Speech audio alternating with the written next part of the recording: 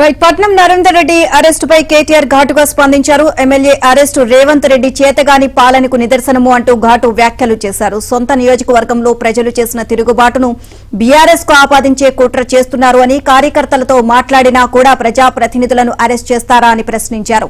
ప్రజలు తిరగబడుతుంటే లగచర్లలో అప్రజాస్వామిక చర్యలకు దిగుతున్నారని అన్నారు.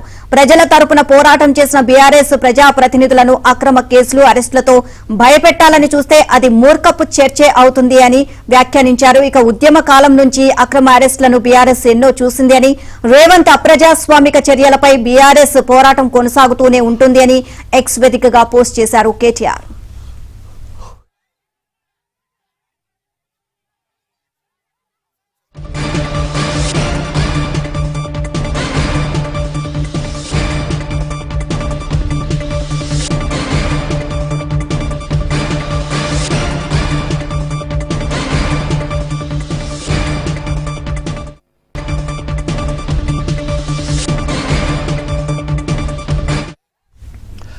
పట్నం నరేందర్ రెడ్డి అరెస్టుపై కేటీఆర్ ఘాటుగా స్పందించారు. మనం చూస్తా ఉన్నాం. ఎమ్మెల్యే అరెస్ట్ రేవంత్ రెడ్డి చేతగాని పాలనకు నిదర్శనం అంటూ కూడా ఆ ఘాటుగా వ్యాఖ్యలైతే చేశారు.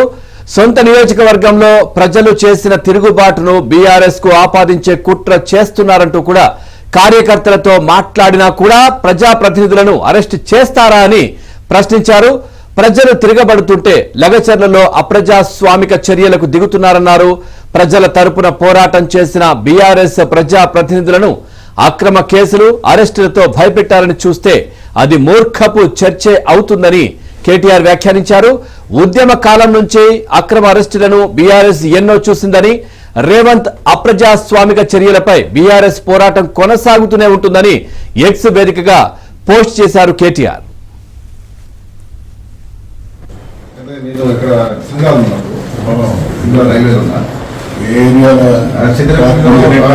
బస్ స్టాప్ దగ్గర